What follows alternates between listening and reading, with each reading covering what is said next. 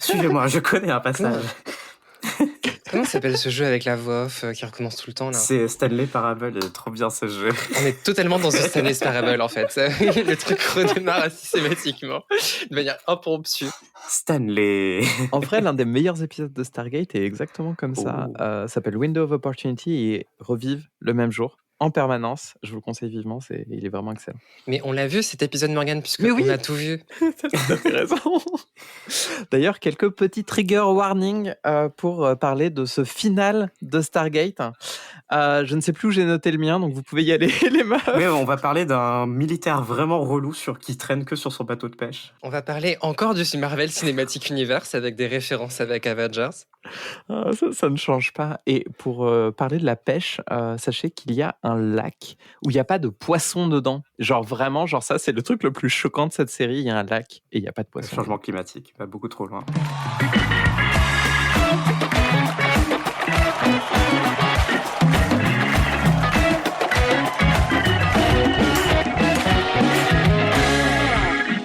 Bienvenue dans l'épisode 6 de On a tout vu, où on va vous parler du final de Stargate SG1 que j'ai décidé complètement arbitrairement parce que cette série a genre 5 finales différents et je vous ai imposé Moebius partie 1 et 2 qui en français s'appelle Retour vers le futur. Il va falloir nous expliquer d'ailleurs pourquoi. Non, pas ok, d'accord. Je resterai muette sur ce choix éditorial. Moi je suis bien contente du voyage, donc merci Morgane d'avoir choisi cette fin. C'est donc bien Morgane qui vous parle et je suis accompagné comme d'habitude de mes incroyables co-animatrices. Agathe Ménica Folden. Et Niléane, c'est moi, Niléane, oui. Coucou. Oui. Du coup, est-ce qu'on rentre dans le vif du sujet ou vous voulez que je vous explique pourquoi j'ai choisi cet épisode ? Pourquoi ? Alors, moi, je veux savoir, mais j'aimerais bien qu'on laisse le suspense aussi aux auditeurs de savoir le twist qui va se dérouler au tout début de l'épisode.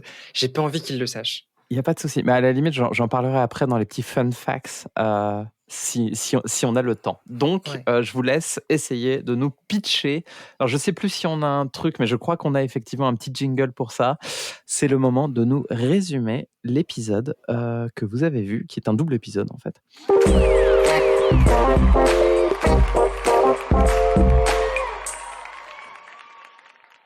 Et là, silence. Alors, je vais essayer de me lancer, puisque souvent, c'est vous deux qui l'avez fait. Moi, je ne l'ai pas encore fait. Nous sommes donc 8 ans après le premier épisode de Stargate SG1, dans lequel l'équipe SG1 s'est formée, et on les retrouve donc à des positions évidemment un peu plus élevées dans l'armée. Tout le monde est un peu plus vieux, avec des cernes. Samantha, elle a une coupe un peu butch et tout. Tout le monde est un peu sexy. Teal'c, il est hyper BG d'un coup. Et il a des cheveux. L'histoire commence avec la mort de quelqu'un qu'on ne connaît pas, Catherine. Donc, tu la connais, Morgane, j'imagine qu'elle est connue, cette personne. Personne ne sait qui c'est.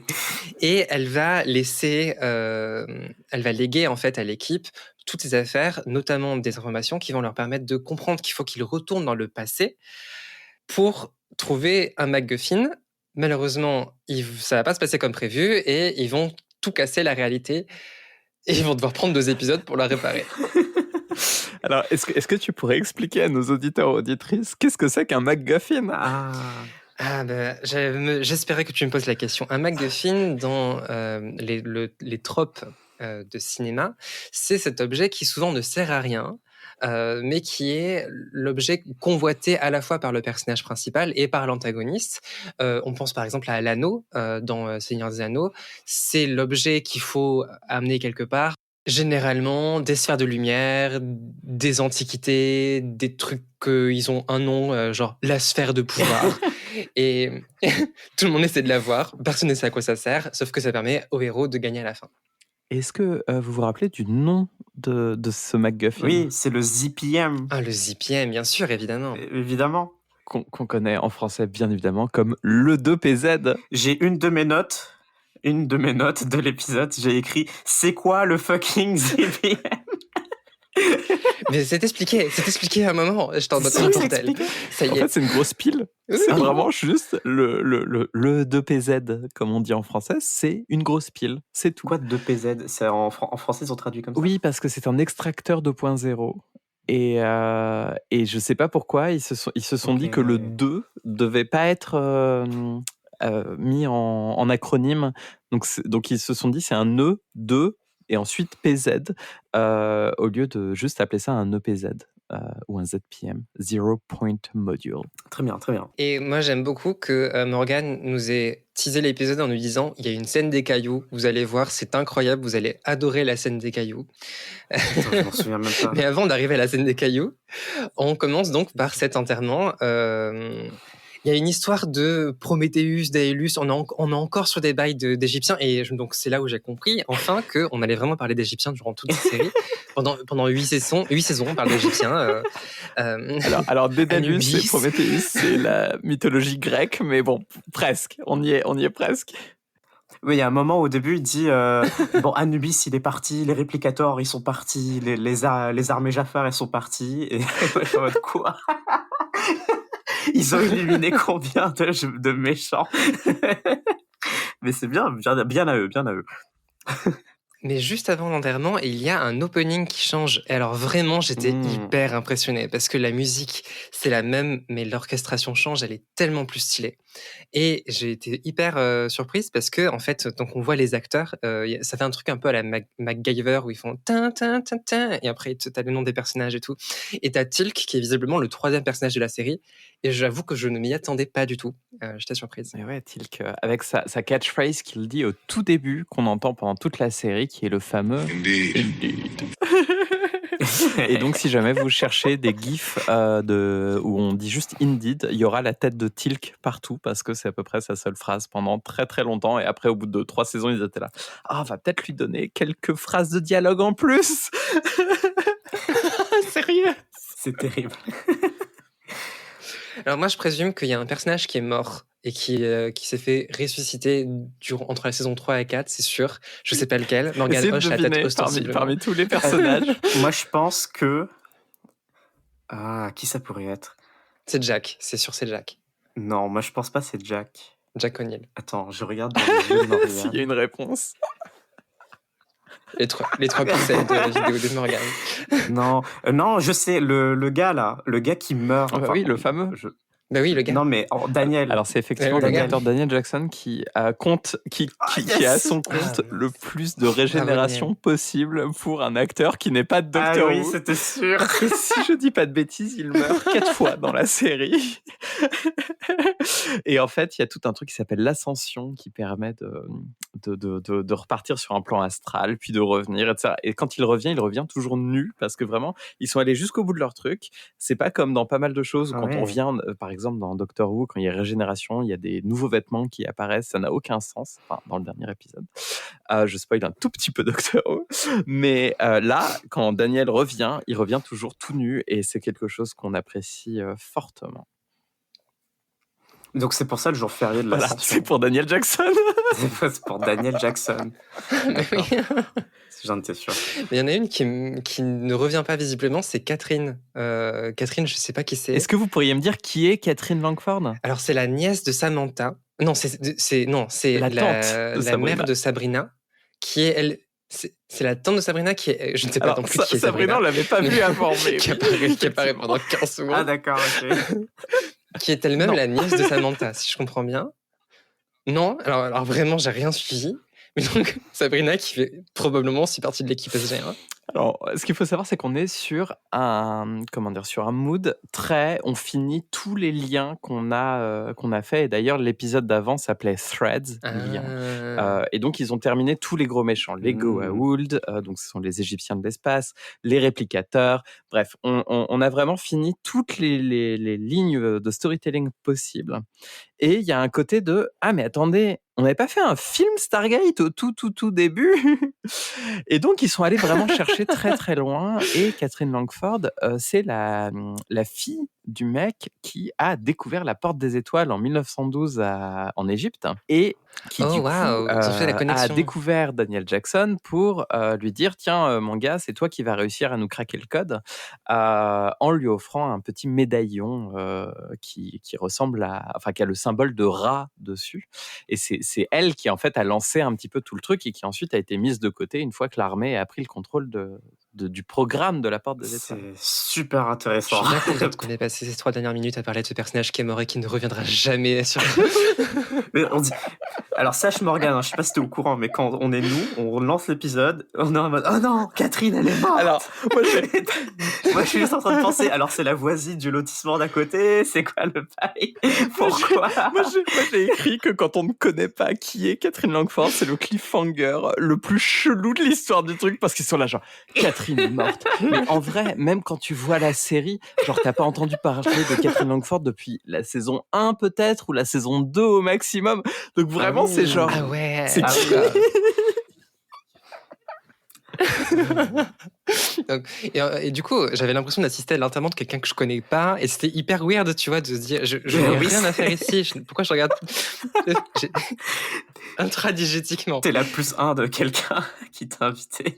C'est ça, je suis la putain de quelqu'un. Tu es la plus simple de Sabrina, Mais de qui vient parler à Daniel, et il y a un petit dialogue qui se fait. Et je trouve que le dialogue qui se fait est extrêmement... Je sais pas pourquoi, vous avez, il y a un petit comme une petite molette de volume, mais pour le niveau de horniness de la scène. Et genre, on était à 0, et soudain, on passe à 12 d'un coup. Je sais pas d'où ça sort, mais il y a un petit dialogue où, en fait, elle lui dit qu'elle s'imaginait un mec qui ressemblait un peu à Indiana Jones, et il lui répond...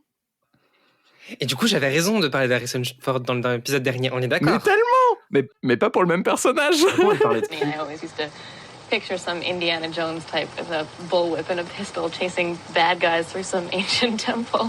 Well, I generally leave the whip at home. So... Right. Yeah, me too. Elle lui dit « Ah, j'imaginais un Indiana Jones avec son fouet », et il lui répond « Non, mais je laisse le fouet en général à la maison », et elle lui répond « Oui, moi aussi ». Et donc, soudain, Ouais, quand on même. est au kinky puissance 12, et j'étais là genre « Ok, I'm here for it ». Mais ça, c'est à l'enterrement. Oui, Donc. ah oui, on est... Non, mais de toute Ouais, façon, normal. le respect est mort. Moi, je pense qu'après avoir vu Sense8, on peut pas aller au même niveau de Kinky S, donc il n'y a pas trop de problèmes. Vas-y, on voit plein de trucs. C'est Surtout pas de que souci, Michael Shanks, qui du coup joue Daniel Jackson, c'est quand même bonifié avec l'âge, je trouve. Je trouve que son niveau de sexitude a un petit peu augmenté en 8 ans. Il y a un truc avec les lunettes qu'on va retrouver au fur et à mesure de l'épisode, des 2 épisodes, où en fait, ils sont pas sexy quand ils ont des lunettes, mais c'est vraiment fait comme ça, c'est écrit pour ça, quoi. Il y a même Samantha qui va régulièrement changer de lunettes au Oui, fur et à c'est mesure de vrai. l'épisode, et elle a des lunettes moches quand elle est censée pas être intelligente. Et c'est hyper bizarre C'est comme la choix. règle Superman Clark Kent. C'est ça. Putain, on est en train de name dropper une série de tropes. Et je viens de name dropper deux mots un peu complexes en disant cette phrase-là déjà. Mais ouais, c'est le Superman. Tu es tellement complexe, Agathe.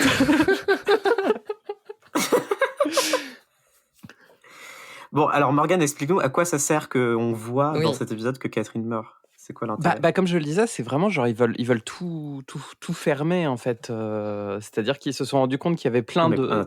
il y en a bien un intérêt Alors, pour la il y a suite. un intérêt parce qu'en fait, il leur fallait une raison pour découvrir qu'il y avait cette source d'énergie qui permet d'alimenter la Cité des Anciens, qui est la série spin-off qui a été lancée l'année de la saison 8, qui est Stargate Atlantis. Ah, on pouvait pas Et donc, du Ah. coup, c'est un espèce de passage de bâton de Stargate SG1 vers Stargate Atlantis pour dire maintenant, c'est Stargate Atlantis qui reprend le truc. D'ailleurs, ils en parlent très, très brièvement au tout début. Le vaisseau spatial dont on va beaucoup parler, le Jumper, est un épisode de Stargate Atlantis, enfin, est un vaisseau de Stargate Atlantis. Bref, il y a ce côté de passation, on termine tout, on termine le film, Catherine est morte, maintenant la suite se passera sur une autre série. Waouh.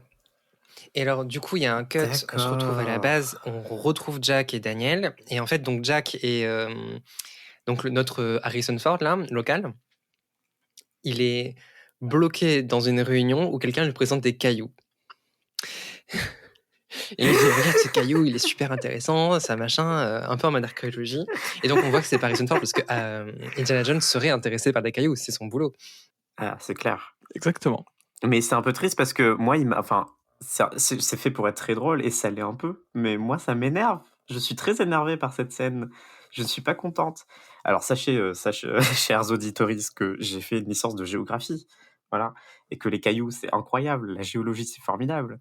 Et donc là, quand il y a un militaire relou, qui est juste en dédain total face aux scientifiques. Je suis sûr que le programme entier repose sur le talent de ces scientifiques-là. Mais évidemment, non, le dédain prédomine la scène. Et pourquoi? Pour un gag qui dure 2 secondes et qu'on retiendra seulement, et pour laquelle j'ai déjà fait une tirade dans cet épisode, alors que ça vaut pas le coup. On est encore une fois dans un délire de Jack n'aime pas les scientifiques, il n'a pas bougé depuis 8 saisons, c'est toujours le même profil, hein. personnage. Oui, Après, c'est un je peu ça. trouve que son sarcasme a été un petit peu plus élevé. Et moi, il y a plein de petits passages drôles, notamment quand Daniel reçoit énormément d'affaires de Catherine, puisqu'elle lui a légué énormément de choses. Il y a déjà un petit dialogue entre les deux qui s'instaure, et on sent que les liens entre les deux sont beaucoup plus forts. Ils se renvoient la balle beaucoup plus.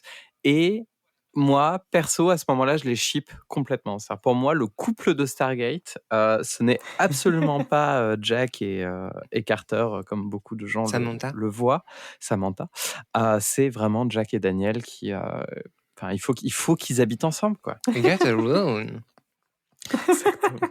Dans la bibliothèque, tout le contenu des affaires de Catherine est disposé, et Daniel fouille ces affaires-là et trouve une découverte importante à propos du ZPM qui serait qui permettrait de alimenter le cœur d'énergie, quelque chose comme ça, donc un autre MacGuffin. Et ils comprennent qu'ils doivent utiliser une machine à remonter dans le temps pour aller en Égypte. Alors ça, j'ai pas compris. Faut que tu nous expliques, Morgane, le délire. Mais oui, alors c'est incroyable. Avouez que vous vous attendiez pas à ce que ça aille jusque-là.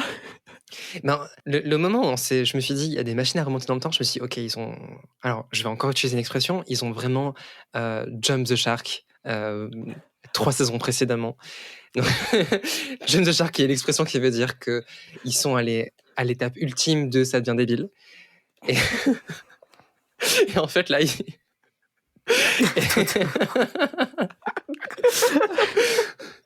Mais en plus, ils arrivent à un point où ils doivent expliquer comment fonctionne la machine dans le temps, et ils doivent expliquer un peu leurs conneries, parce qu'ils sont clairement il y avait des gens dans une pièce, ils se sont dit ouais, cet épisode-là, on va remonter dans le temps, on va aller dans l'Égypte antique, mais genre voilà, on va y être, quoi.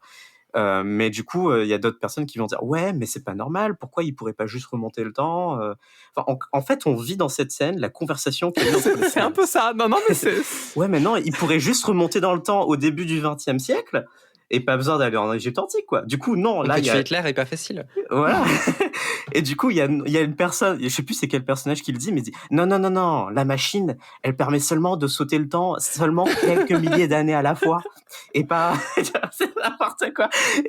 Et là, je me suis dit ah oui, d'accord, très bien. Genre vraiment, ils savaient pas comment expliquer, et donc ils ont juste mis la conversation dans le scénar. En fait, c'est clairement, on sent que c'est une victime, que l'écriture de cet épisode est victime d'un temps où les gens commencent à faire des séries YouTube comme Cinema Scenes ou Everything Wrong With ou ce genre de choses.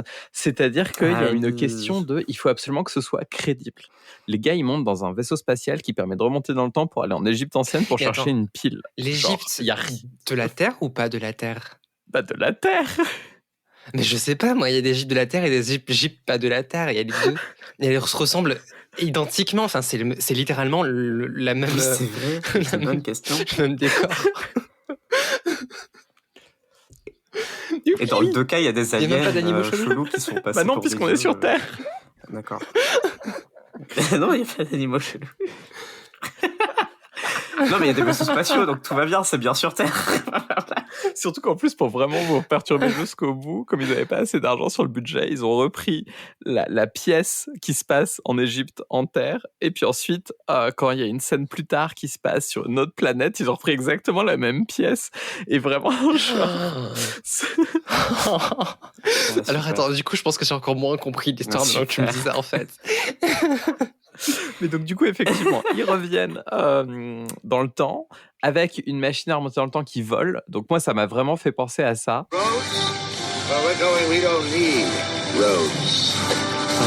La route, là où on va, on n'a pas besoin de la route, qui est la fin de Back to the Future, le premier, Retour vers le futur, où ils ont une DeLorean qui vole cette fois-ci. Là, on est sur un vaisseau spatial qui moi je le trouve très moche. Et on mentionne la manière dont Jack peut le contrôler, parce que c'est n'importe quoi.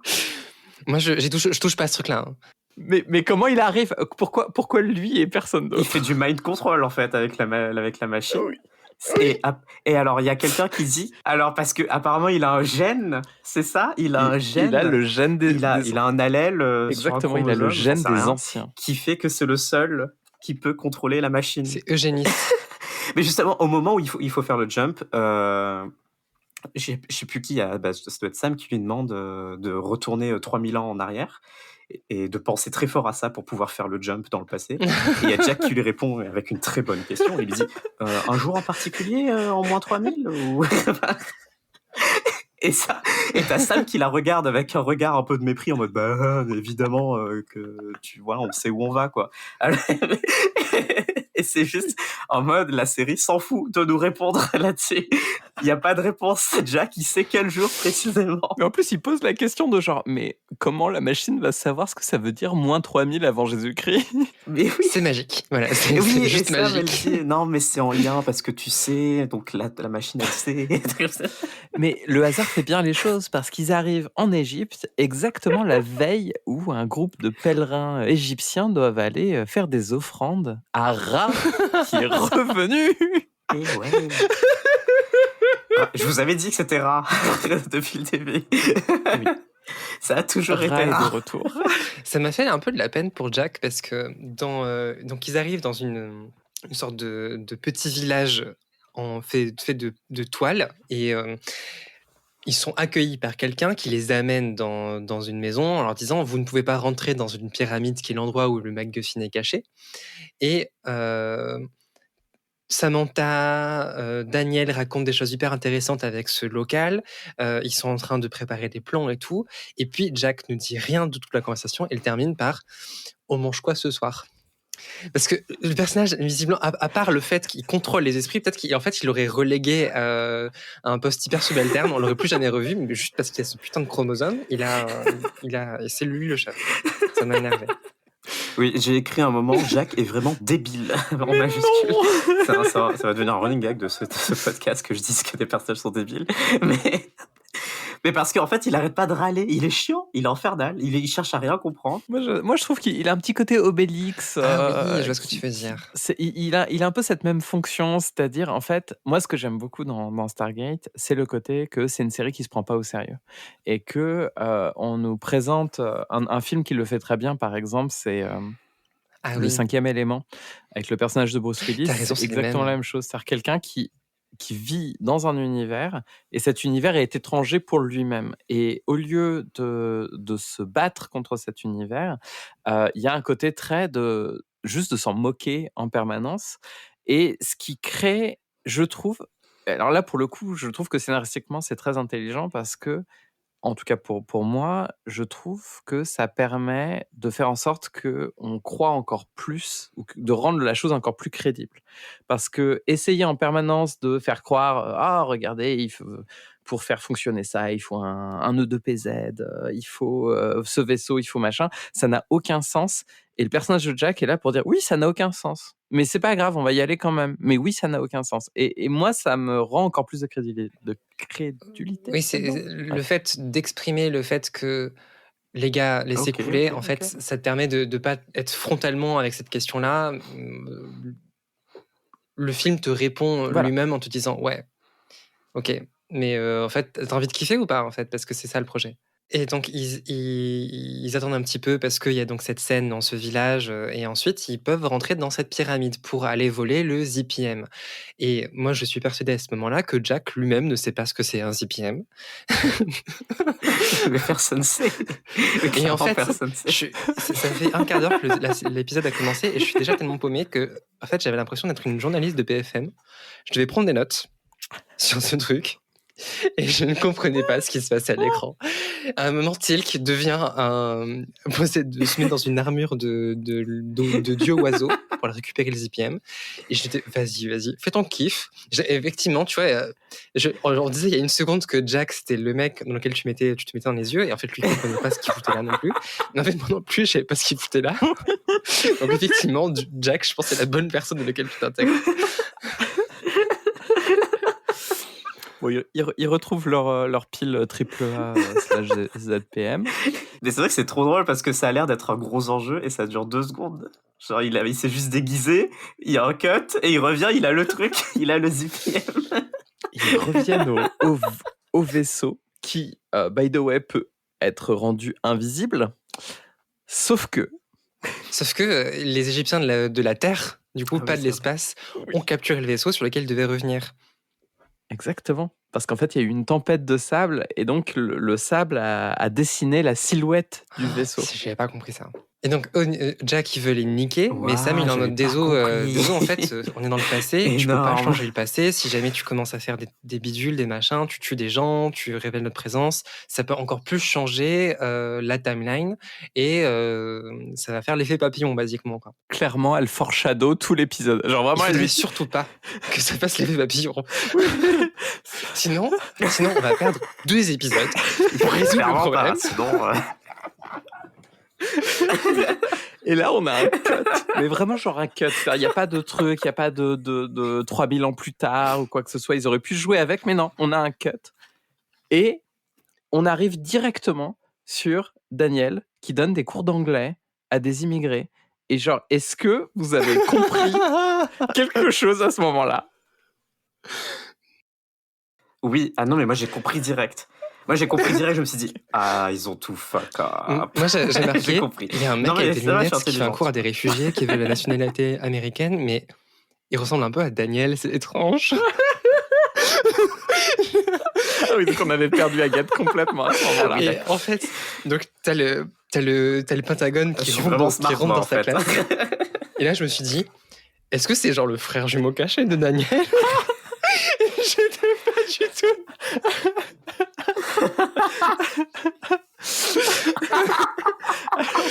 Et d'un coup, ça cut sur une meuf qui ressemble à Samantha Carter.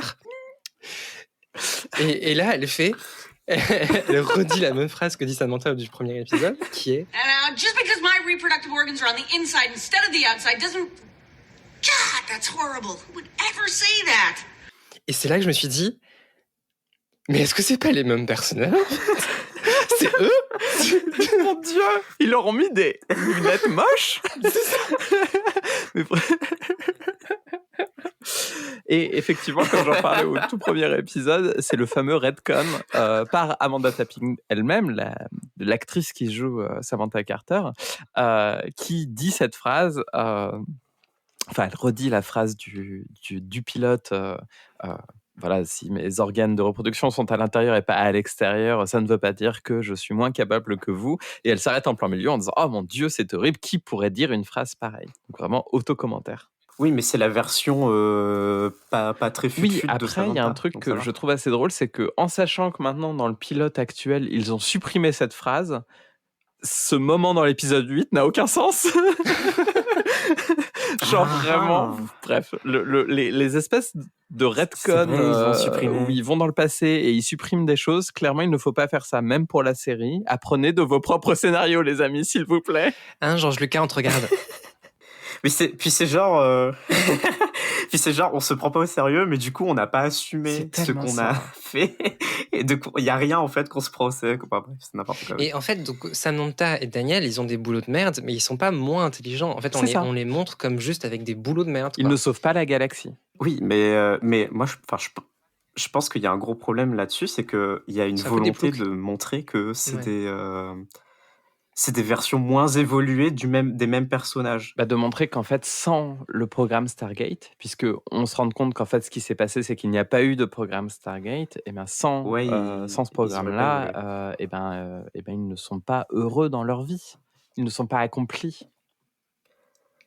Et donc, Jack, il est même pas lui-même. Alors, on le retrouve dans un bateau. Visiblement, c'est un pêcheur déprimé. Au Havre, un truc comme ça. Enfin, genre, il fait moche, quoi. Enfin, et donc, t'as le Pentagone qui vient récupérer Samantha, qui vient récupérer Jack, qui vient récupérer Daniel et qui les amène à Washington. Pas Jack, du coup, qui refuse. Jack refuse. Voilà, et part avec son bateau qui s'appelle le Homer. Jack refuse. Petite référence aux Simpsons. Oh, ok, d'accord. puisqu'en fait, l'acteur Richard Dean Anderson était un très grand fan, enfin toujours un très grand fan des Simpsons, à tel point qu'il y a eu un caméo en même temps. C'est-à-dire que l'épisode précédent, on a la personne qui joue Homer, Daniel Castellaneta, qui est dans l'épisode précédent, et inversement, Richard Dean Anderson a fait une apparition dans les Simpsons. Oh, waouh, ok. Petit crossover entre Stargate et les Simpsons. Du coup, il y a Daniel et Samantha se retrouvent face au général de l'épisode Waouh. 1, le chauve qui savait pas trop. Ah, excusez-moi, là je vais juste crier, mais genre Vas-y. quand j'ai revu, parce qu'en fait le truc c'est que comme vous le savez, on l'a pas vu depuis plus d'une saison, depuis que O'Neill est devenu général à sa place, On l'a vu. et Dennis Davis qui est un super acteur qui joue aussi dans Twin Peaks, pour un rôle quasiment similaire d'ailleurs, est un acteur que j'aime beaucoup et qui est mort juste après la saison 8, et donc le fait de le revoir et de le revoir dans ses habits de général, et tu sens qu'il est toujours aussi mimi et bébou et tout, et moi j'ai fondu à ce moment-là, j'étais là genre il est de retour. Bref. C'est trop chou. Donc, il leur demande de signer un contrat de confidentialité pour leur montrer un truc, une vidéo. Et en fait, je notais au moment où ils voulaient lui montrer la vidéo que vraiment, Daniel et Samantha, je trouve que les acteurs jouent très bien le fait de se dire on n'a rien à faire là. Et d'arriver à jouer les mêmes personnages, mais pas vraiment exactement les mêmes personnages, qui ont pas ces 8 ans d'expérience pour devenir des pros, machin. Enfin, genre, ils ont vraiment l'air d'employés de la sécurité sociale qui se retrouvent au Pentagone, quoi, tu vois. Il y a pas de doute sur le fait qu'ils ont pas à être là, quoi. Alors moi, dans mes notes, j'ai écrit « Mon Dieu, qu'il joue mal ». Ah merde. Ouais, c'est vrai. Non, mais je suis d'accord avec Agathe parce que, en fait, c'est toujours impressionnant. Mais c'est peut-être parce que la juxtaposition, il fait beaucoup. C'est toujours impressionnant de voir un acteur qui joue deux rôles très différents, côte à côte, comme ça.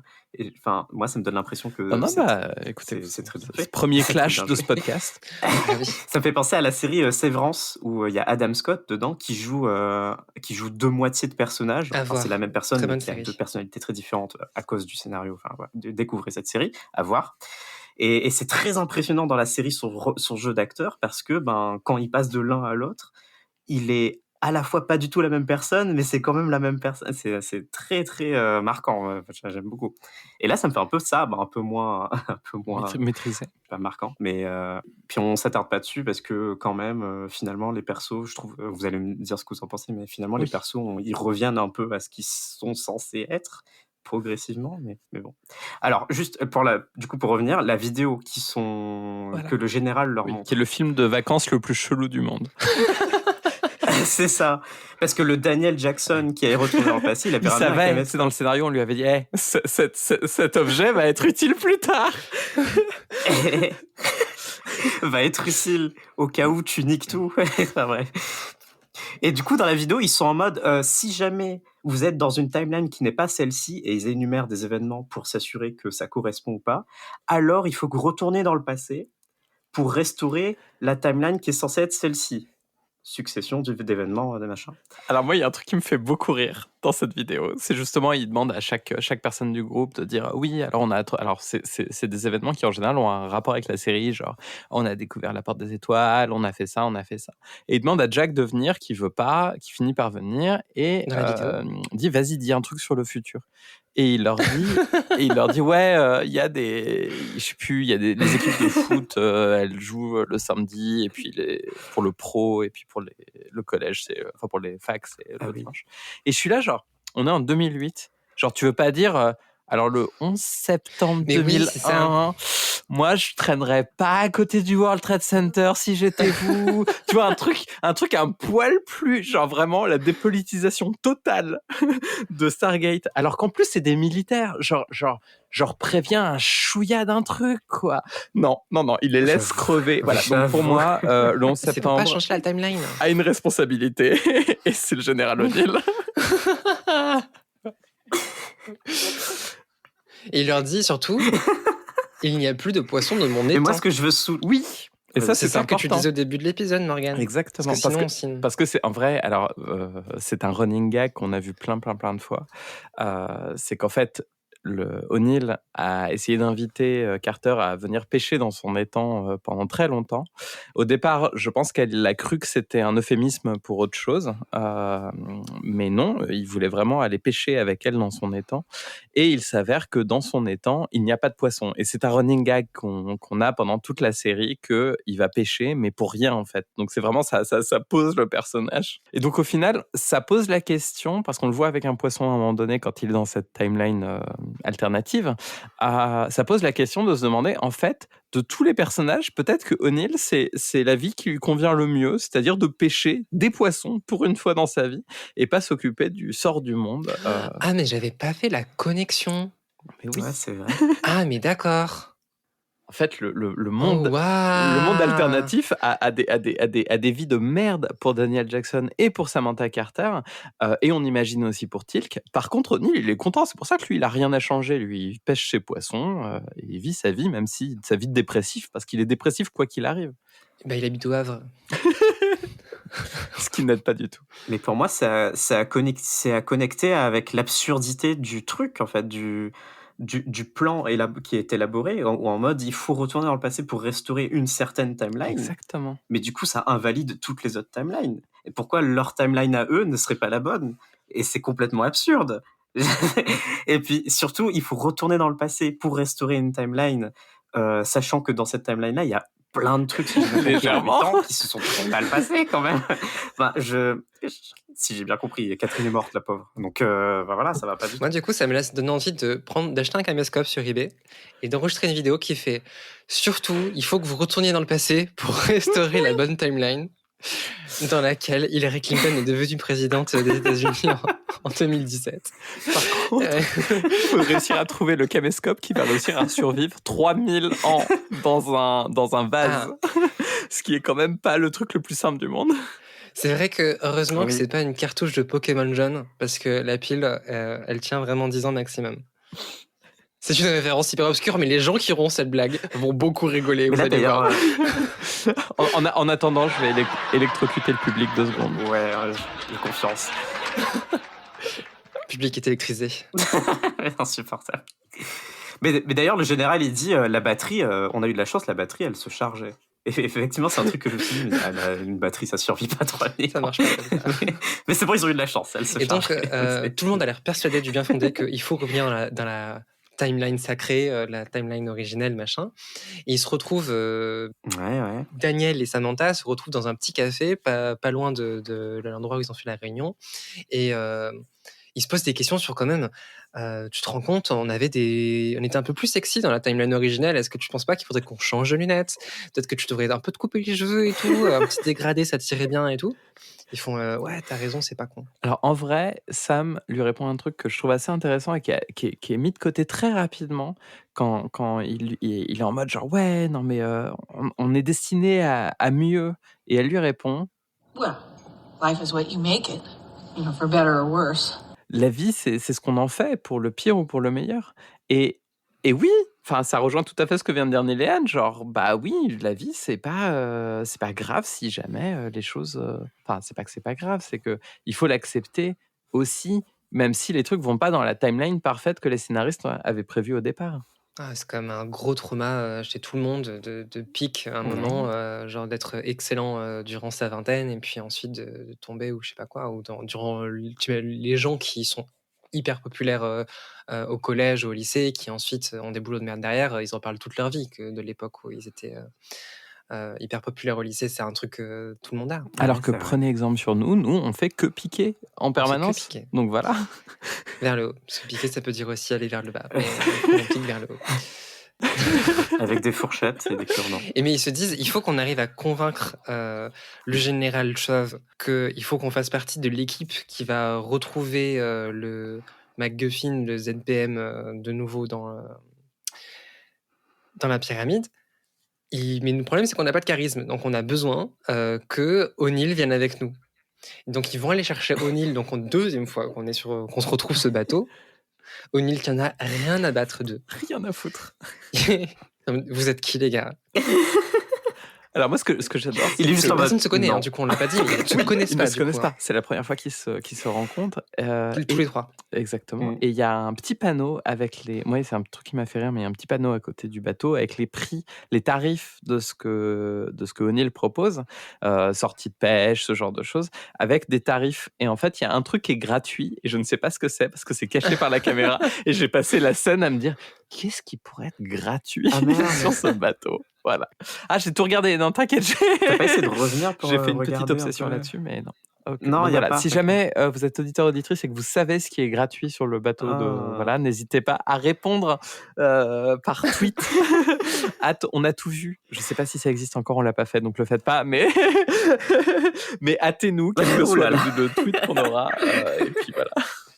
Ils n'arrivent pas à le convaincre. Jack leur répond un truc genre vous n'êtes pas un couple tous les deux? Ce qui foreshadow encore. Alors, je suis désolé, j'utilise beaucoup de termes Technique. anglicisme, mais donc ça va renvoyer à la fin de l'épisode, puisque en fait, c'est pas le couple qui est en train de se former, au contraire. Ils retournent à la base en mode on n'a pas trouvé, et finalement le général leur fait si, en fait, Jack a accepté de nous rejoindre dans l'équipe. Mais entre-temps, ils ont découvert le vaisseau spatial Ah oui. et introduction d'un nouveau personnage. Et là, Il s'appelle McKay. Et alors je me suis dit, ce mec, c'est Ah bon sûr, c'est genre c'est un gros loser dans la timeline originelle, c'est ça, hein? qui ça? Alors, c'est plus compliqué que ça. McKay, en fait, commence comme un gros loser dans la timeline originale et finit par être le docteur Daniel Jackson de Stargate Atlantis. Du coup, c'est le D'accord. personnage principal de l'autre série, du spin-off. Et en fait, il a un énorme crush sur Samantha Sur Samantha. Carter, Ouais. qui est très creepy et sur lequel il se fait reprendre pas mal de fois. Et du coup, ça permet de le recadrer un peu, ce qui n'est pas du tout le cas apparemment dans cette timeline. Et il est encore plus insupportable que d'habitude. C'est un personnage qu'on est censé dire « Ah, chouette, il est de retour !» Mais même moi qui adore ce personnage, de le revoir comme ça, j'étais là genre « Ah, putain mec, non, fais pas ça. » Pendant tout ce temps, j'ai toujours pas compris qui c'est. Mais c'est ce mec, en fait, Juste qui, pour dire, lorsqu'il rentre dans le vaisseau spatial, leur fait non, touche à rien, laissez faire les experts. Et après, qui met une main au cul à Samantha Ah en mode oui, ok, c'est bon, je on va vois. dîner ce soir ensemble. Ok, ok. Et Samantha qui lui fait je te connais pas. Oui, c'est ça que j'ai écrit. Ouais, c'est ça. OMG, quelle horreur, le scientifique, il a Il a caressé fallu le lui cul mettre de une grosse ça. C'est ça baffe. que j'ai écrit. Et donc c'était sûr, Ah c'est ouais. Bah non, enfin, c'est ce que je disais, c'est que normalement, on devrait ressentir quand on a vu Stargate Atlantis et d'autres choses, on se dit « Ah, trop cool, McKay est là !» Et vraiment, genre, ils l'ont tellement écrit en étant juste un gros dégueulasse, c'est là genre « Ah non, j'ai pas envie de le voir comme ça, en fait. » Ouais, ah mince, ok. L'épisode touche à sa fin et en fait, juste avant de terminer l'épisode, Samantha et Daniel arrivent à trouver la bonne façon de trouver le deuxième endroit où... Ah oui, parce qu'on ne vous a pas raconté du tout cette histoire-là, mais en fait, la Stargate dans cette timeline, elle a disparu. Elle a disparu de l'endroit où elle devait être Ah oui, elle dans a la pas été timeline trouvée. originelle, là où on leur a dit qu'elle serait. Et en fait, ils arrivent, parce qu'ils sont intelligents malgré tout, Daniel et Samantha, à trouver l'endroit de la deuxième Stargate, parce qu'apparemment il y en avait une seconde, qui se trouverait en Antarctique. Oui, grâce à une tablette que Daniel avait écrite à lui-même. En égyptien ancien, exactement. Si j'ai bien compris. En égyptien ancien, normal. Pourquoi d'ailleurs? Il décrit effectivement. Et puis comme ils n'ont pas le mot pour dire Antarctique, c'est la terre du sud où il fait froid.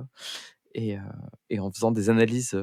Mais attends une seconde. Est-ce que Daniel, il a écrit ça en égyptien ancien pour lui-même, en ayant la prétention que il y avait que lui qui saurait lire l'égyptien ancien? Ou j'étais pas du tout allé donc sur c'est ça. Ah, mais non, mais pas. t'as raison. C'est pour être sûr. C'est quand même bien fait les voyages dans le temps.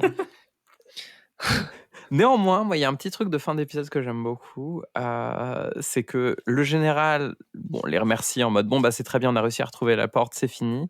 Et là, on voit pour la première fois, forcément, la porte qui arrive dans la base, dans ce silo de missiles, en fait, parce que pendant toute la série, on n'a vu que le plan coupé, mais en fait, la porte a été descendue dans un silo de missiles, donc il faut imaginer un truc comme une grande cheminée, très, très, très, très haute, très profonde, puisque c'est au fond d'une montagne.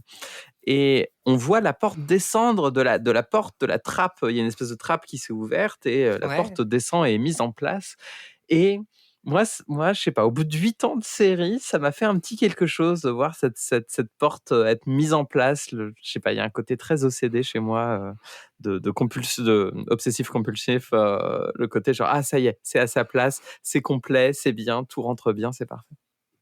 Bah, moi, j'étais en mode, mais du coup, comment ils vont terminer à résoudre tous les problèmes en un épisode? Ça me paraît ambitieux comme histoire. Et du coup, est-ce que tu as eu des théories à ce moment-là? Et alors oui, ce que j'ai fait pour l'épisode, donc l'épisode se termine à ce moment-là, ils arrivent à convaincre que c'est bon, ils vont rejoindre l'équipe et tout pour l'épisode suivant. J'ai fait un bingo pour le dernier épisode. Je me suis dit, ok, qu'est-ce qui va se passer? Oh my god. La première chose, c'est je pense que O'Neill, Jack, il va encore traîner des pieds. Il va encore être le relou de service. Je pense qu'ils vont croiser leur double de la réalité alternative. Qu'on va revoir peut-être Charé, Skara ou Kowalski. Qu'on croise la nana qui est morte au début de la partie 1, Catherine. Qu'on va revoir un Gold, vous savez, le serpent qu'on avait vu dans l'épisode 1 de la saison 1 qui sort du ventre, voilà. Qu'on va voir la porte avec une Stargate avec les larves dans les ventres. L'effet moche là qui sort, tu sais, l'effet de pluie que tu disais que c'était enregistré dans un pseudo. Flux, ouais. Il y aura une ref au tout premier épisode de la série. Et alors ça, il y en a vraiment à balle. Oui. Quelqu'un va casser ses lunettes moches. Pour le symbolisme, en mode c'est bon, je suis de nouveau redevenu la personne que j'étais dans l'épisode précédent. Et on ne sait toujours, et à la fin de l'épisode, on ne saura toujours pas ce que c'est un ZPM. Je pense que c'est des belles prédictions. Toi, franchement, je me suis bien débrouillé. Hein. Toi, Niléane, t'étais dans quel état après avoir vu ce premier épisode? Moi, j'étais en enchaînement total. J'ai pas distingué les deux. Je sais même pas. Moi, je vous suis. Je vous fais totalement confiance. Je sais même pas en fonction de mes notes où s'arrête la première partie, la deuxième partie. J'ai continué direct. Mais je crois comprendre que du coup, voilà, ma dernière note de l'épisode 1 de la première partie, c'est donc le vaisseau permet de contrôler Stargate à distance et ils l'ont trouvé en Antarctique. Oui, c'est effectivement très factuel. Voilà. C'est vachement bien comme podcast. On a tout noté. Dit que j'adore cette on a tout noté. C'est par 3 anciennes de la DGSE qui regardent la série. C'est avec des signalements à chaque fois. Alors, lunettes moches, cheveux courts. Profilage de tous les personnages. Si vous avez besoin de moi, vous m'appelez, je vous dis ce qui se passe. Le premier épisode, le deuxième et puis le dernier épisode se lance. Le dernier épisode du dernier épisode pas la dernière saison. Non mais ça on va mettre ça de côté. Ok, d'accord, pardon. J'arrête de... On a tout vu, on a dit. On a tout vu. Ils n'ont pas du tout fait 2 saisons après. Enfin, ça s'arrête à la saison 8. Dans cette timeline, en tout cas. Oui, dans d'autres timelines, c'est possible, mais pas dans cette timeline. Et du coup, Jack est de retour. Kowalski aussi. Donc vraiment, genre, notre préféré, notre bingo. boy. Premier bingo. Au bout d'une seconde et demie, les gars. Franchement. Mais bravo. Les meufs. T'as géré. Mais moi, ça m'a fait vraiment rire que Jack, il accepte de revenir juste parce qu'il y a Kowalski qui l'a appelé. Je me suis dit, ah d'accord. Il était juste en mode, ah bah c'est bon, il y a mon bro. Allez, je peux garer mon bateau de pêche et on y va. Et là, on est clairement dans un épisode on est clairement dans Avengers Endgame. On va revenir dans le futur. C'est ça. Dans le passé. Qu'est-ce que je raconte? Oui. C'est retour vers le passé cette fois-ci. Très bien. On est clairement dans Avengers Endgame. On va retourner dans le passé et on va revivre les séquences de l'épisode 1 de la saison 1. Exactement. On active la porte. Ils partent à travers la porte. Il y a Mackay qui parle de... Enfin, il y a une petite blague sur le fait que le vaisseau dans lequel ils sont s'appelle Gateship One. Gateship One. Et en fait, c'est un... Alors, vous ne le savez pas parce que vous n'avez pas encore tout vu de Stargate Atlantis. Peut-être qu'une fois, on fera le premier et le dernier. C'est vraiment drôle. Mais c'est une blague de Stargate Atlantis où en fait, ils découvrent ces petits vaisseaux et Mackay les appelle les Gateship One. Et le Jack O'Neill de Stargate Atlantis qui s'appelle je sais que l'acteur s'appelle Joe Flanagan, je ne me souviens plus du nom. Le Major Shepard, Jack Shepard. Ah oui. C'est Mass Effect, on est dans Mass Effect. l'appelle un jumper et du coup il y a ce petit échange qui se passe dans Stargate Atlantis petit spin-off dans les audios. Gate chip 1, ready to go. Gate chip 1? Little puddle jumper like this? It's a ship. It goes through the gate. Gate chip 1. Oh, no, that's all wrong. Dr. McKay thought it was cool. Oh, okay. Well, it's official. You don't get to name anything. Ever. Flight, this is puddle jumper. We'll go to lunch. Voilà, où en fait on montre bien que l'humour de Mackay, ou en tout cas la façon de nommer des choses de Mackay est vraiment catastrophique, puisqu'il avait pensé appeler ça Gate Ship One. L'extrait que tu viens de nous passer, il vient d'où là? Il De vient Stargate Atlantis, exactement. Moi je fais des spin-offs même ok. dans les audios que je vous là passe. là, tu me perds encore plus. Le niveau de qu'est-ce que tu fais? nerditude de cet épisode est stratosphérique. Oui. Et on le sent Donc, bien. donc en tout cas, ce dialogue avait un intérêt, c'était pas juste une vague Non, nulle. c'était voilà, c'est pour ça que Enfin, je vous une l'ai vanne fait nulle, écouter pardon. pour que vous compreniez qu'en fait, il y avait quand même une petite D'accord. référence. C'était pas entièrement gratuit. Mais de toute façon, c'est la dernière fois qu'on voit Mackay de cet épisode, qui est persuadé que ça marchera jamais. La petite phrase de Don S. Davis, qui pareil, c'est la dernière fois qu'on le voit de l'épisode, qui lui dit, et ça j'ai beaucoup aimé, apparemment ça a fonctionné pendant 8 ans. Et genre, c'est quand même, il y a un petite réflexion sur la série, genre ouais c'est ridicule, mais en vrai ça a fonctionné pendant 8 ans. Rule of cool, on a dit rule of cool. Exactement. Et il passe par la porte. Et là, je me suis dit, ok, je n'ai rien compris au projet de l'épisode parce qu'il se retrouve de nouveau dans la forêt du parc naturel protégé de Oui, l'Oregon. au Canada. À Vancouver. À Vancouver. Totalement. Et je me suis dit, mais pourquoi ils sont pas en Égypte? Qu'est-ce qu'ils foutent là? Mais attends, est-ce que c'est pas le truc qu'on a vu dans l'épisode 1, saison 1? C'est pas le même endroit, un truc comme ça? Mais c'est vrai, je comprends toujours pas. Et je crois qu'eux-mêmes ne savent pas pourquoi ils sont là, en fait. Non, ils savent pas. Non, mais et en fait, c'est pire que ça. C'est que moi aussi, j'ai vu tout l'épisode, j'ai noté le truc. Je n'arrive toujours pas à comprendre pourquoi on revit les épisodes de la saison 1, épisode 1. Pourquoi? Quel est le Mais plan, en fait, des c'est vrai, là, scénaristes? je comprends pas non plus. J'avais même pas remarqué que ça n'a pas de sens. Pourquoi ils se retrouvent sur cette planète-là et pas sur... Bah, je crois qu'en fait, leur idée, c'est qu'il leur manque Tilk. Et du coup, ils viennent chercher Tilk en mode genre, attends, il nous manque une pièce du puzzle. Ah, mais tu penses que c'est ça? Je crois, alors en vrai, je l'ai vu il y a une semaine et cette partie du plan me semble un petit peu... Le plus on en discute, plus je suis là, oui, effectivement, c'est peut-être pas... Non mais si, mais t'as raison. Je crois que la seule raison valable, c'est d'aller chercher Tilk. Mais parce qu'en fait, ils veulent pas, au départ, ils ne veulent absolument pas retourner dans le passé. Leur plan n'est pas d'aller chercher le ZPM, et d'ailleurs on dit au départ, quoi qu'il arrive, n'utilisez pas la machine à remonter dans le temps, alors qu'ils sont sur le vaisseau qui permet de remonter dans le temps. Donc vraiment il y a un truc de genre il y a du foreshadowing en mode vous allez encore remonter dans le temps, mais leur plan c'est juste d'aller chercher Tilk. Parce que ce qu'ils arrivent à faire, c'est qu'ils se posent, ils marchent 3 pas et ils sont capturés. Oui. Et ils tombent sur Tilk. Voilà. Et ils sont dans la même zone que l'épisode 1, saison 1. Exactement, dans la même prison. Et la pièce dans laquelle ils vont après, enfin Daniel se fait capturer, se retrouve devant Apophis qui maintenant a un bouc, puisque la façon de montrer le changement de temps, c'est par des trucs capillaires. Tilk a des cheveux, Apophis a un bouc. Et ben c'est la même pièce qu'on a vu Ra juste avant. Voilà, c'était le petit lien entre le manque de budget de cet épisode. Ça va. Bon bah c'était pas ça. Je pensais avoir pas compris autre chose. Mais de toute façon, tout le monde c'est Ra. Enfin, tout le monde c'est donc c'est pas grave, enfin, ça marche. Et c'est drôle parce qu'en fait, Tilk est de nouveau méchant puisqu'il a jamais changé dans cette timeline et il veut leur faire peur en mode on va tous vous tuer machin, et tout le monde a l'air pas du tout terrifié. En fait, ils sont battent les steaks en fait de Tilk en mode mais Tilk, enfin tu es gentil, rappelle-toi tu es gentil. Et imagine en fait quelqu'un passe par ta porte, dit bonjour, est-ce que tu te rappelles que tu étais gentil, et tu te ramènes mais qu'est-ce que tu racontes? Alors en vrai, je viens de relire mes notes et c'est vrai que même moi en regardant le truc, j'ai marqué c'est quoi le plan avec 15 points d'interrogation. Je pense que même en regardant, c'était pas très très clair.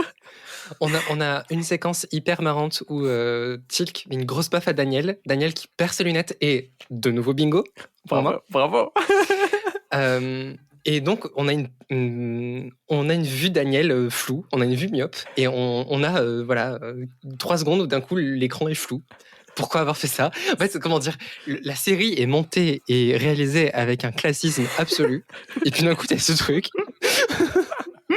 Et t'as le hypnofétiche qui revient à ce moment-là. Donc vraiment, genre, c'était le petit moment. Ah oui, yes. Flou, hypnofétiche, c'est bon, on a casé. Daniel qui est pris dans l'hypnofétiche. Moi, c'est mon bingo à moi qui était coché à ce moment-là.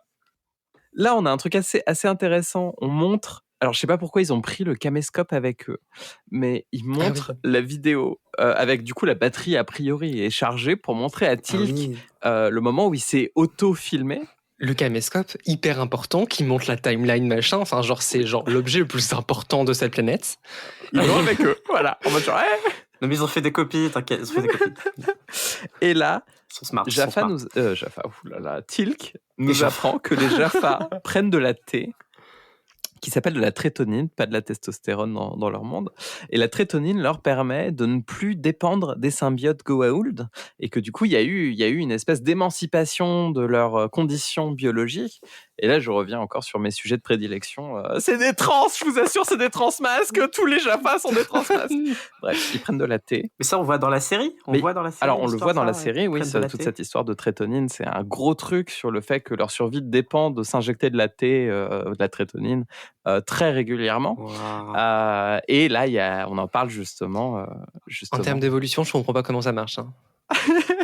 Ça leur permet de ne plus avoir le petit serpent, le petit Goa'uld dans le ventre qui leur fournissait la thé. Exactement. C'est purement un retcon pour éviter que Teal'c ait cette césarienne en fait en plein milieu de son ventre en permanence. Alors en vrai, il la garde, hein, mais c'est juste qu'il n'y a plus de serpent dedans, c'est tout. Ah oui, d'accord. Voilà. Super. Et donc ils font à Teal'c, regarde, tu es gentil, en montrant la cassette. Et plan suivant, Teal'c montre au grand méchant à Ra, et il a fait ils viennent de la Terre. Et genre, il trahit direct, il trahit en vraiment 15 secondes. Oui, il s'en fout.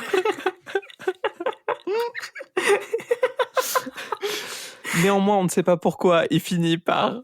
Oui, ça marche quand même. C'est trop bizarre. Parce qu'il les aide à s'enfuir. Et là, il tue Daniel Jackson.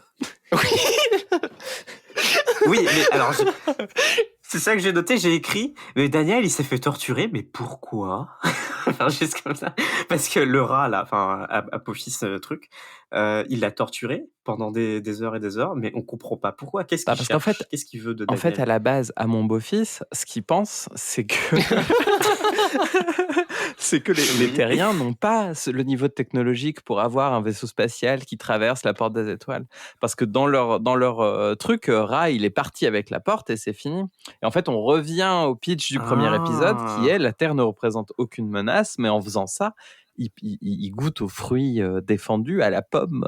Enfin voilà, je file toujours ma métaphore depuis le premier épisode, qui fait que ça leur attire de la merde parce que les dieux que sont les Goa'uld se rendent compte qu'en fait la Terre a maintenant le savoir de la porte des étoiles et qu'ils sont une menace et qu'il faut les exterminer.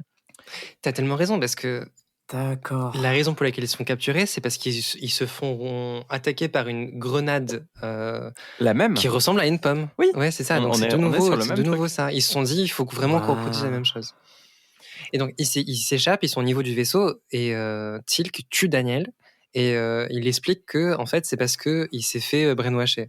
Et donc on a perdu notre Daniel. Quoi. Et alors moi ce que j'adore, c'est que vraiment genre il bute Daniel et tout le monde le regarde, Teal'c. Et genre, personne lui tire dessus. Et genre, vraiment, genre, je me dis, mais genre, c'est des militaires. Ils viennent de voir une personne de leur équipe se faire fusiller devant les yeux. Et personne ne fait rien. Ils sont là en train de le regarder, genre, pourquoi as-tu fait ça? Discutons calmement au milieu de la route. Indeed. Et j'avais pas compris si Daniel était mort ou pas. Je me suis dit, est-ce qu'ils viennent vraiment de buter Daniel en fait? Parce que du coup, j'étais pas encore sûr, et on va le voir plus tard, si jamais en fait on allait partir sur un bail de tous les personnages principaux de cette timeline vont mourir et vont être remplacés progressivement par les personnages de la timeline originelle, ou est-ce qu'on va conserver ceux de la nouvelle timeline? Il y avait cette question-là parce que ça aurait été une meilleure idée. Les voyages temporels. Les voyages temporels, c'est géré toujours avec des règles différentes dans chaque œuvre de fiction. Et là, on est plutôt sur un bail de... on reviendra jamais dans la timeline originale, mais malgré tout, la timeline actuelle a une influence sur la suite, et du coup, les deux se fusionnent à la fin, et c'est pas clair. Et du coup, pour la 7e fois dans la série, on a tué Daniel Jackson. Mais tu vois, c'est pour ça, quand tu as posé la question tout à l'heure, je me suis dit, attends. Parce que dans le final, ça a l'air d'être pas grand-chose qu'il meurt. Donc peut-être que Non, c'est un on a truc qui s'est l'habitude. déjà produit. Il va revenir tout nu après. Il a encore tué Kenny. Donc maintenant, ils ont Euh, Silk. Ils arrivent au vaisseau. Tout le monde, tous les personnages qui sont pas des personnages principaux, donc Kowalski compris, se font buter. Ils partent. Donc, Kowalski n'a jamais tenu plus de 2 épisodes, en fait. Voilà, dans cette série. C'est vraiment la victime de Stargate, c'est Kowalski. Mais c'est un bon bro qui ramène Jack. Ils revont dans le temps, mais cette fois-ci sur Chulak, donc sur la planète avec le parc de Vancouver. Donc on a un beau coucher de soleil.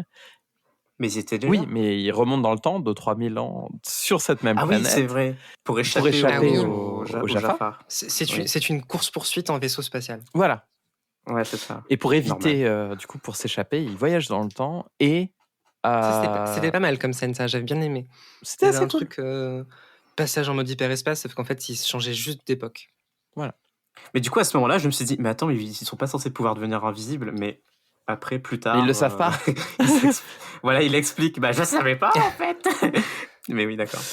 Ils passent par la porte pour revenir sur Terre, mais cette fois-ci, la porte des étoiles n'est plus au SGC ni en Antarctique. Elle trône fièrement en Égypte. Ah bon? Oui. Oui, elle est entre deux Entre les deux grandes c'est vrai, pyramides ouais. de Gizeh. J'avais pas compris, je pensais qu'ils revenaient en Égypte, mais j'avais oublié que c'était pour cette raison. Ok. Et ils y arrivent, ils arrivent sur voilà, et ils sont en mode genre bon bah qu'est-ce qu'on fait Et c'est le même mec du début de l'épisode précédent qui les retrouve en mode mais vous êtes de retour? Ah oui, c'est vrai. Maintenant, il parle anglais. C'est Vraiment. incroyable. Il a hang out que avec Daniel et maintenant il parle anglais. Mais Daniel, C'est son formidable. seul but dans cette série, c'est d'apprendre l'anglais aux gens. Et c'est Mais oui, c'est vraiment un clairement. croisé le mec. Hein. Colonisateur. Oui, c'est un croisé blanc. Et d'ailleurs, en parlant de Daniel, il revient. Mais oui, alors ça. Ah oui, Vraiment, le évidemment. suspense, comment dire. Ils ont attendu. Ça dure 10 Ça dure- secondes. Ouais, ça dure 25 secondes entre le moment où Daniel se fait buter et il revient sans ses lunettes en mode mais non, je suis BG Voilà. et je viens de la timeline précédente. Et avec cette C'est phrase. quand même bien pratique. Hein. Et il les regarde et il leur pose cette question. Where am I? Ancient Egypt? Où est-ce que je suis? Et O'Neill lui répond en Égypte ancienne. Bref, même les scénaristes ne savent plus ce qui se passe. On n'est pas en Égypte Mais, de l'espace. Mais sachez que vraiment, je crois que Agathe aussi, mais à ce moment-là, mon cerveau est en train de fondre et je vous avais écrit dans notre chat, dans notre Discord, je vous ai écrit mon cerveau est en train de fondre parce que j'étais désespéré. Je n'arrivais plus. Je n'y arrivais plus. Donc, sachez qu'il me reste plus que 4 phrases de Ah oui, d'accord.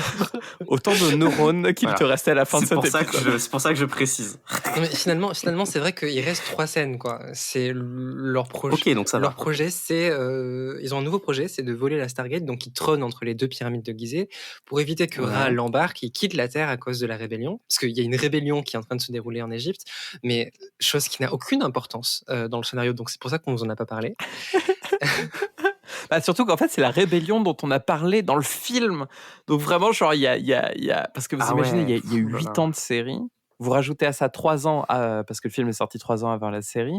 Ça nous amène à 11 ans. Donc on est en train de parler d'une rébellion qu'on n'a même pas vue dans le film, qui a été mentionnée 11 ans avant cet épisode. Bref, vraiment, genre, ils sont allés chercher les fonds de tiroir. Ils sont vraiment allés chercher, ok, attends, ils sont en Égypte. Qu'est-ce qui se passe? Qu'est-ce qu'on peut faire? Et moi, un truc qui m'a fait rire dans cette rébellion, c'est qu'en fait, ils ont une cache d'armes sous une tente. Donc en fait, Ah oui. Ça, c'est trop drôle, ça me fait trop rire. Moi, ça me fait trop rire parce qu'il y a le pélo égyptien. Katep, qui s'appelle. Il leur dit attendez, Katep. il y a les Jaffa qui arrivent, vite, cachez-vous. Et donc ils vont dans la planque, dans le grenier, machin. Et après, là, ça laisse juste le temps à Jack, non, comment il s'appelle, Daniel, de faire de l'exposition pour dire regardez, ouais, on a amassé ces armes, gna, gna, gna, on va faire la rébellion. Et juste après, t'as le pélo qui rouvre la trappe et qui dit c'est bon. Ah, mais c'est... Et ça va finir. C'est vraiment. Faut s'imaginer genre une cave en pierre qui probablement filmé dans un gars de l'équipe technique sous une tente. Non, mais c'est le duplex de l'Égypte. Genre, les gens, ils ont inventé un duplex. C'est-à-dire qu'en haut, il y a une tente en toile. Le truc, il fait même pas, je sais pas, 12 mètres carrés. Le truc, il est tout petit, machin. Vous ouvrez une trappe. Et là, vous avez des donjons. Un donjon qui a été creusé dans le sable et qui tient avec des fondations et tout. Et genre, je suis là, genre, Ouais. ah ouais, mais... Enfin, Mais les impôts, ils comptent pas ça. C'est pour ça, genre. Ah, mais oui, Ils comptent pas d'accord. les surfaces en sous-sol. ça, c'est comme quand vous êtes Du trafic. sur PAP qui a marqué une cave complète ce bien. Une cache d'armes de 200 mètres carrés complète ce bien. Mais vraiment, ça me faisait trop rire le villageois qui leur a juste dit d'aller dans la cave le temps de montrer et juste de ressortir après. Et pourquoi, si jamais ils ont cette compétence technique pour genre faire des caves et tout, pourquoi ils font pas genre des vrais endroits en fait, genre des vraies maisons, une vraie cabane, un truc en pierre quoi. Et les trouvez-vous, c'est Mais qui Agathe, cette ils pierre? vivent très bien dans leur tente. Oui, c'est vrai que là je suis en train d'occidentaliser, je fais comme Jack. Je fais comme Daniel. On va te cancel. Pourquoi ils parlent égyptien alors que tout le monde parle anglais? Ça n'a plus rien de sens. Vraiment, genre, tout est Ouais, parti par la fenêtre. réfléchissez, J'étais là, genre, il y a 2 5 minutes de série qui restent. On va tout faire n'importe. Le projet, c'est de détruire le vaisseau pour rester en Égypte après avoir caché le gate. Non. Mais j'ai rien. Alors Non. vas-y, explique-moi, j'ai rien compris moi. Mais si, ils disent ils veulent rester en Mais- Égypte. Mais si, Morgane, t'as pas Mais compris, c'est toi qui as pas compris.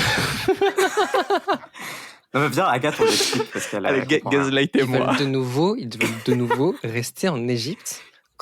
Et oui. Ils veulent de nouveau enregistrer une cassette, ils vont faire la suite. C'est une La boucle sans director's fin. cut.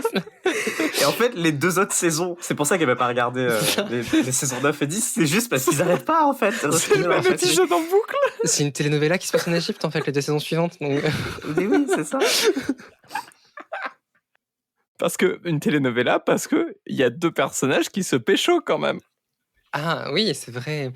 Oui, mais là ils sont dans le vaisseau, ils se planquent. Donc ils arrivent à récupérer le gate, on ne sait pas trop comment. Et Jack et Samantha doivent aller dans le vaisseau, essayer d'activer le système pour le rendre invisible, parce que Daniel leur a expliqué, mais en fait vous pouvez le rendre invisible, et ils font ah bordel, on savait pas.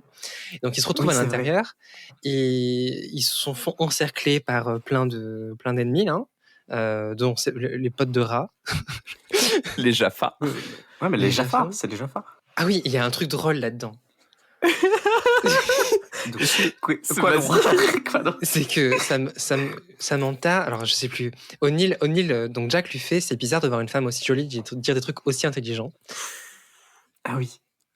Ah oui, non. Et Samantha lui fait, ouais, c'est Non. gentil, mais moi je suis plutôt attirée par Daniel. Non. Et Jack Le répond, cringe. ah bon, je pensais qu'il était homosexuel. Oui. Ah, Quelle catastrophe. C'est catastrophique.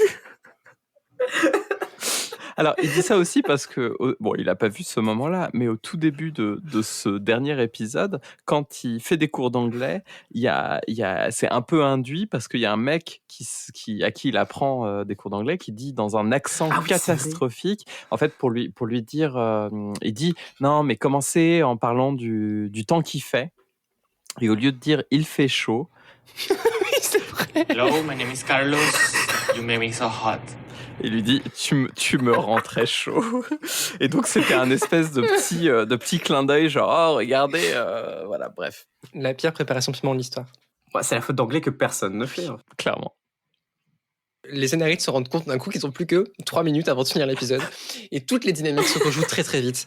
Donc Daniel, d'un coup, il décide de redevenir scientifique. Jack, il décide de redevenir général. Et c'est bon, il est prêt. Tout ça, mental en mode. Et bien maintenant, je suis de nouveau intelligente. Et je vais de nouveau pouvoir faire partie de l'équipe scientifique de la SG1.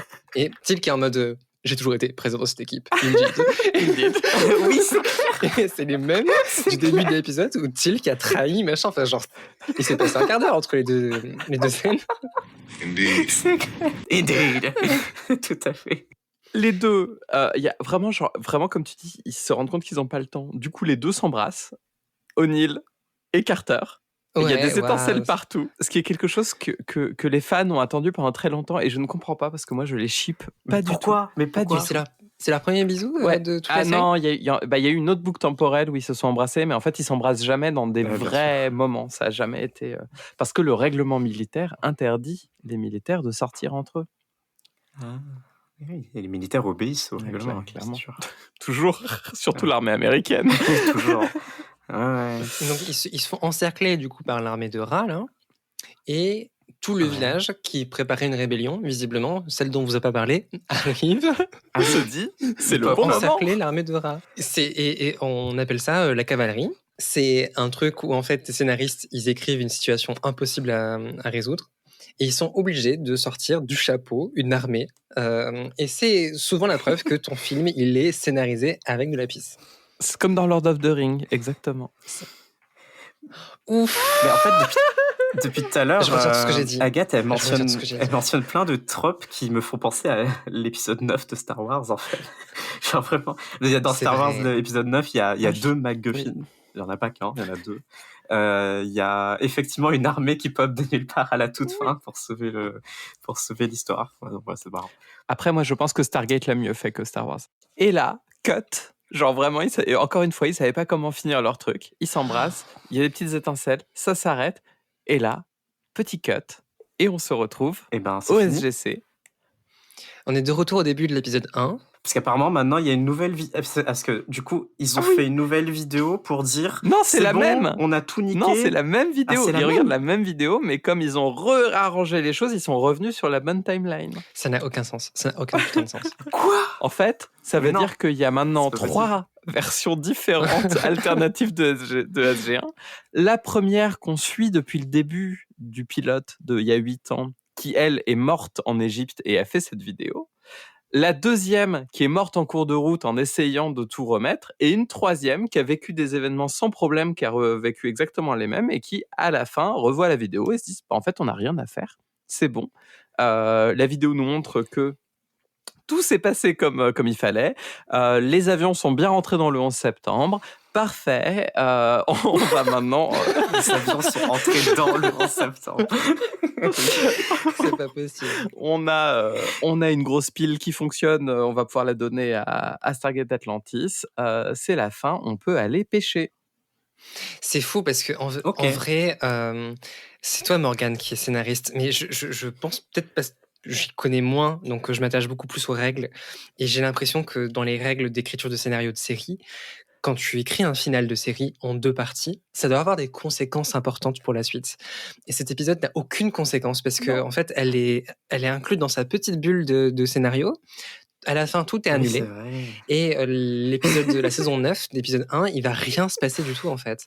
Ils vont pouvoir recommencer un nouvel arc. Et je pense que c'est parce que, en fait, ils devaient probablement terminer la série à ce moment-là. Et puis après, ils ont renouvelé derrière en mode ça coûte quand même pas grand-chose à faire, Stargate, et ça rapporte du fric.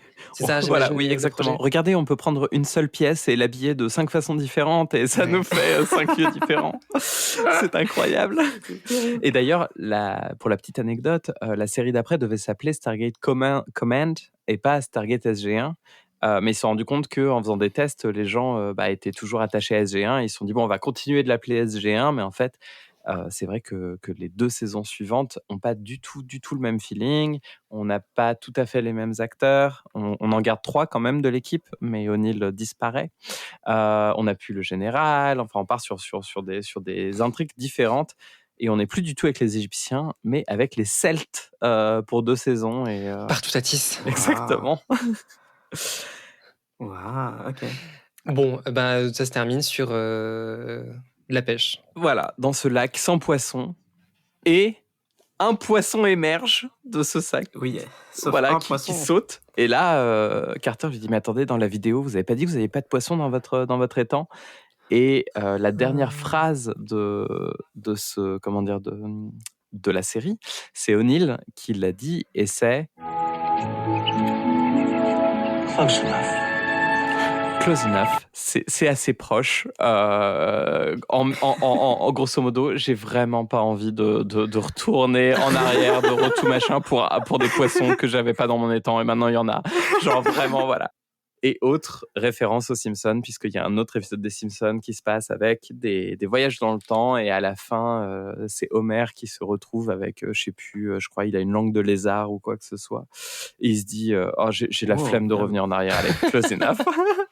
Après, C'était une bien belle série. Hein. Moi, j'aime bien les trucs comme ça qui sont fermés en bulle. J'aime bien le côté genre, voilà, petit bonbon, c'est fini, on a tout fermé, il n'y a plus d'histoire à raconter. Et ça m'a fait un peu penser à la fin de Burn After Reading, un film des frères Cohen, où pareil, ça part dans tous les sens, pour à la fin avoir quelqu'un qui lit le rapport et qui fait « Mais qu'est-ce qui s'est passé ?»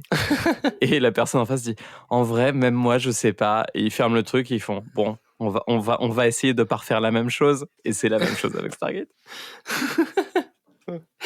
Bah bravo, merci Morgane de nous avoir présenté, d'avoir suggéré cette série-là, qui est très différente de Sense8 et de Friends, et je pense que ça clôture bien cette première arc de On a tout vu.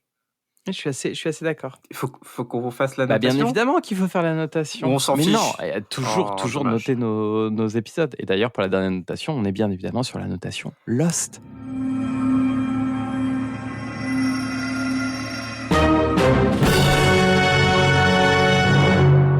Oh, le nouveau jingle! Lost pour larmes, originalité, sexisme, et est-ce que ça termine bien la série?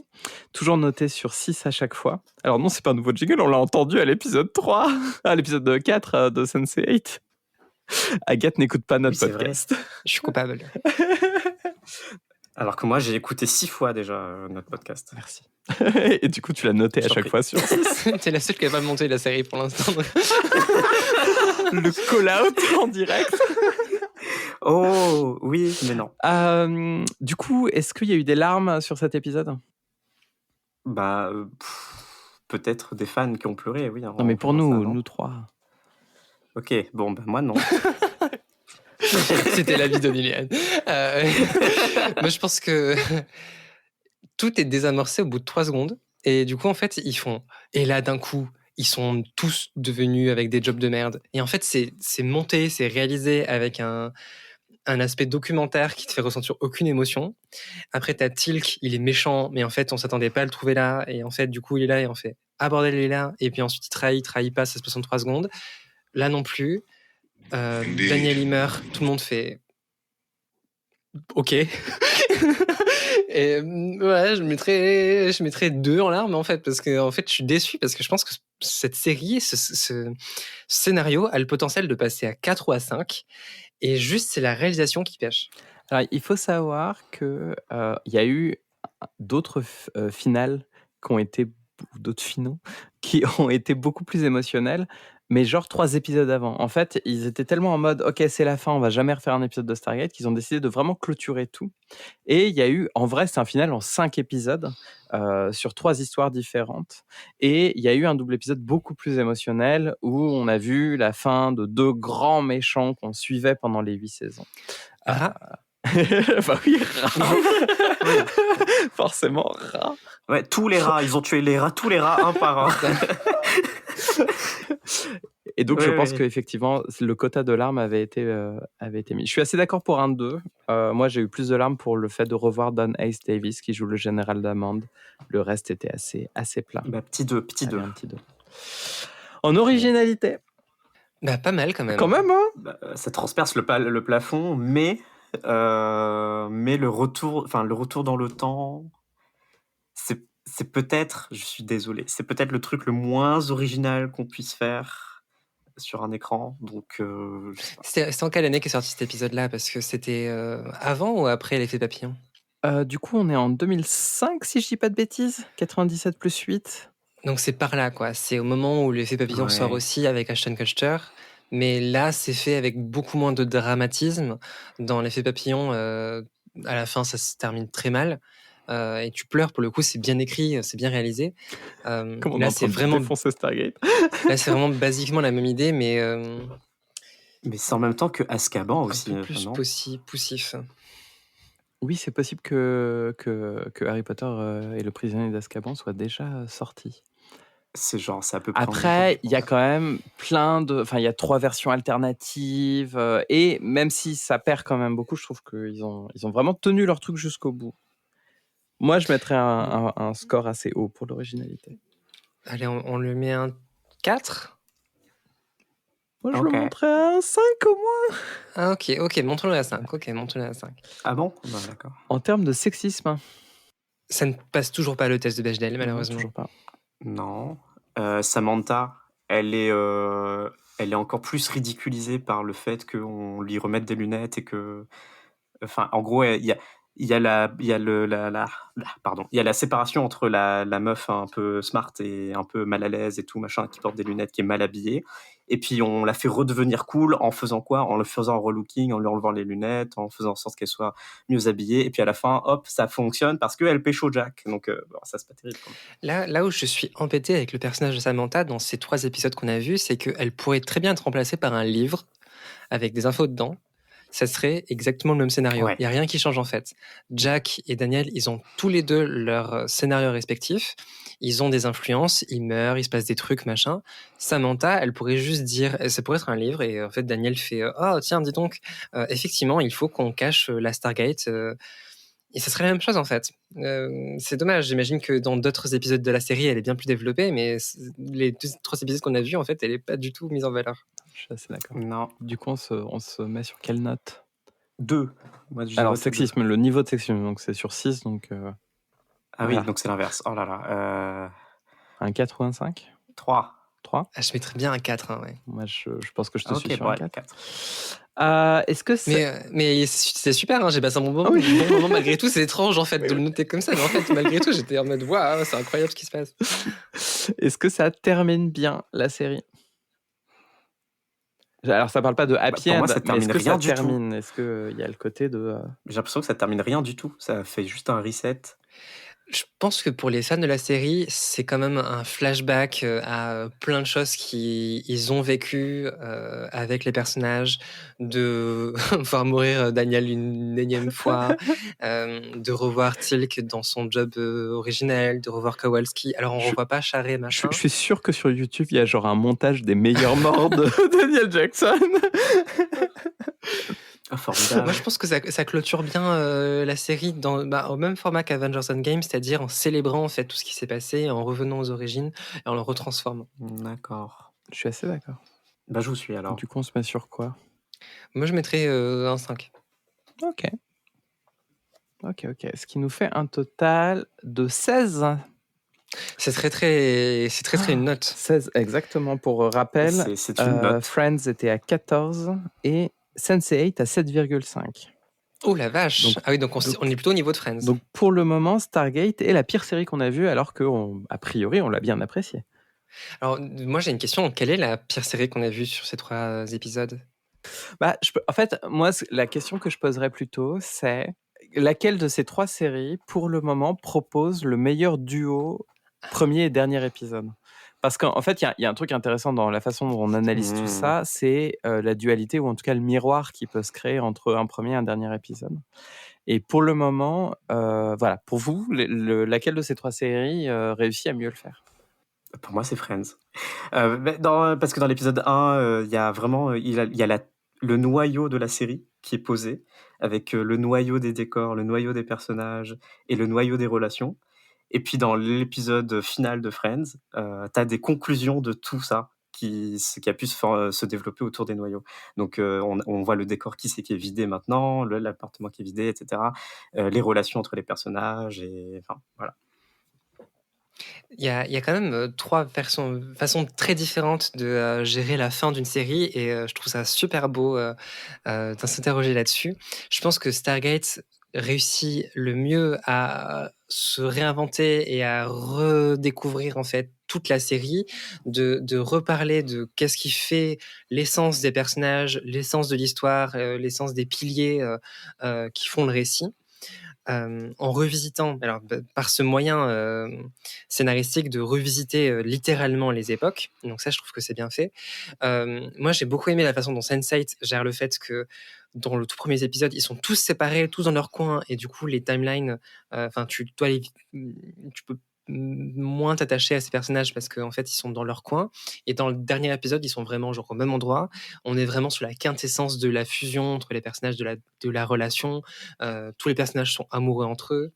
à la fin, il y a une scène de sexe. Enfin, il y a un truc très communal sur cette C'est fin de vrai qu'en série. ça, Sense8, ça marche super Et bien. le contraste entre les 2 épisodes est très saisissant et je trouve que c'est très réussi pour ça. Et c'est vrai que Friends marche bien sur l'approche de la même façon de Sense8, de contraste entre les deux. Dans le premier, c'est des gens un peu paumés qui sont là, qui sont ensemble juste parce qu'ils sont dans le même bar, alors que sur la fin de la série, c'est vraiment une relation fusionnelle qui sont tous ces personnages. Non, je suis assez d'accord avec ce que tu viens de dire, Agathe. En vrai, moi, j'ai une préférence pour Stargate et pour Friends. Je trouve que Sense8 essaye trop de faire entrer trop d'informations dans une seule chose, et du coup, n'a peut-être pas la même poésie de laisser aux gens dire au revoir. Mais aussi parce que Sense8 a une grosse différence, c'est que Sense8 n'a que 2 saisons. Là où Friends a réussi en 10 saisons et Stargate en 8 saisons à construire un attachement au personnage, et on sent, même en regardant que ces 2 épisodes, qu'on est censé avoir un rapport affectif avec ce qui se passe et que ça nous permet de dire au revoir à une série. Sense8, il y a vraiment genre ah mais on n'avait vraiment pas fini la série, genre vraiment on a 2 heures pour pouvoir tout faire, et du coup j'ai plus de mal à rentrer dans le côté émotionnel de la chose. En tout cas, je suis très content de faire ça avec vous deux, de réfléchir justement à ces rapports entre dernier et premier épisode, parce que c'est quelque chose qui est très intéressant d'un point de vue scénaristique, d'un point de vue de comment on consomme des médias. Aujourd'hui, on arrive du coup à notre pause de mi-saison, puisque notre première saison fera 12 épisodes avec 6 séries. Si vous êtes au rendez-vous à nous écouter, chers auditeurs et auditrices, et on vous remercie de le faire. Moi, j'ai très hâte de vous montrer le premier et le dernier épisode du Prisonnier, qui est une série de 68, qui a vraiment réinventé à ce moment-là ce que ça veut dire qu'un premier et un dernier épisode de série. Waouh. Voilà, on vous Ça tease va un être peu. super. Et ça va être une super série en noir et blanc, et comme ça, vous n'aurez même pas besoin de la regarder, vous vous rendez compte? C'est ouf. Waouh. Ouh là là. Alors non, elle est en couleur, mais oui. Propos polémiques. En tout cas, on se retrouve, on l'espère, très très vite. Donc on se retrouve, on l'espère, avec après une petite pause. Merci de nous suivre jusqu'ici, et un très grand merci à mes 2 co-animatrices, Agathe. Je vous fais des gros bisous. Et Niléane. Des gros bisous, à la prochaine. Merci Morgane. Mais pas de souci, des gros bisous, à la prochaine. Parce que je copie pas du tout les deux. Bref, voilà. Allez, bonne série à tout le monde.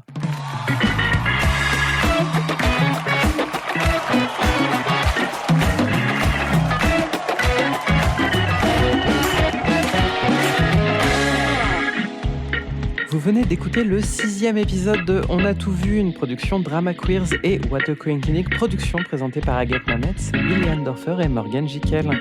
La photo du podcast a été prise par Pauline Martinez et le générique et autres compositions sonores sont d'Arnold Savary, qu'on remercie vivement. On revient après une petite pause pour une seconde partie de notre saison 1. Si vous souhaitez entre-temps nous soutenir, ce sera sur Patreon, à patreon.com/onatoutvu, à partir de 2 € par mois. Et si vous êtes autant dans la dèche que nous, n'hésitez surtout pas à partager, commenter, flotter, et surtout vous abonner au podcast partout où cela est possible. On revient très très très vite, vraiment, promis. Des bisous.